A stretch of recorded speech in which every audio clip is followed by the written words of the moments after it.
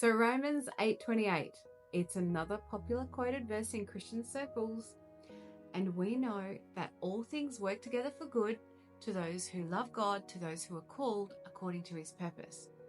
And listen, it's powerful, it's comforting, but it's also been misunderstood, oversimplified, and taken out of context and used like a Christian band-aid when someone's hurting.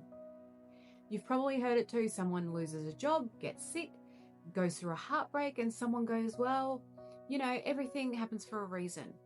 Then comes this verse. But that's not what Paul was saying. Now, Completo Context is where I like to unpack popular Bible verses and put them into context.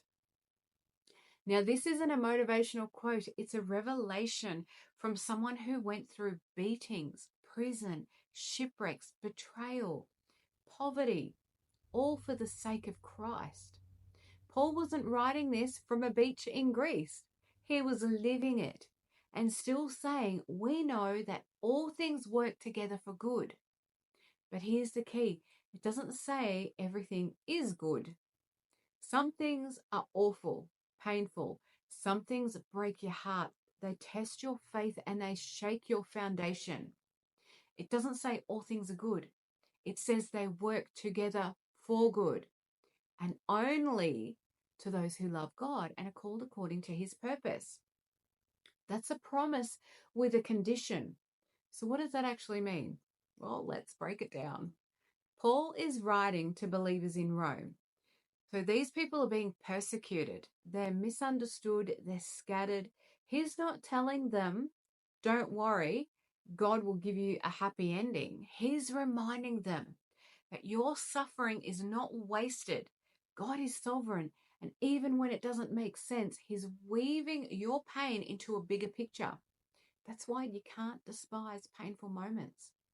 Let's say you're baking a cake. You got the flour, the baking soda, the raw eggs, the oil. Now, if you eat any of these things alone, yuck. They're bitter. They're gross. They're incomplete. But mix them together, put them through the fire, and it becomes something beautiful. And that's how God works. He takes the heartbreak, the delay, the disappointment, the failure, even our own mess. And when we surrender it to him, he redeems it. He refines it. And somehow it becomes part of your testimony, something that strengthens you, shapes you, and maybe even sets someone else free down the line. But this is where we have to be real. This verse doesn't apply to everyone. It says to those who love God, who are called according to his purpose.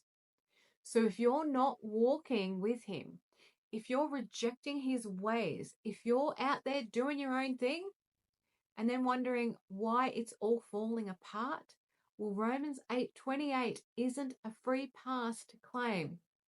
There's a surrender involved, a love for God, not just in word, but in how we live, a willingness to walk in his purpose, not just ask him to bless you.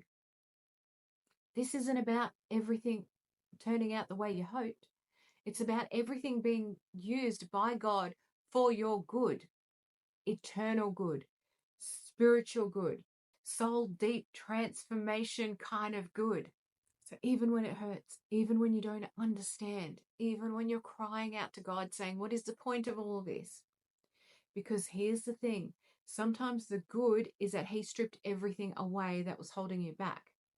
Sometimes the good is he built your endurance. Sometimes the good is that he positioned you for something greater down the road.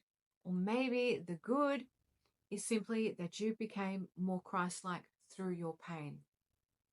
If you're in a season right now where nothing looks or feels good, I want to remind you, this promise is still true, but it starts with love. It starts with trust. It starts with alignment. You don't have to figure it all out. You just have to stay close to him. Keep your heart soft. Keep your eyes on him.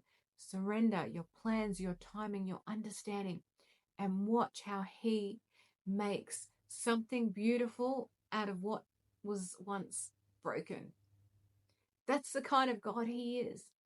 So next time you hear Romans 8:28, don't just quote it, live it, trust it, and make sure your life is in position to receive what it actually means.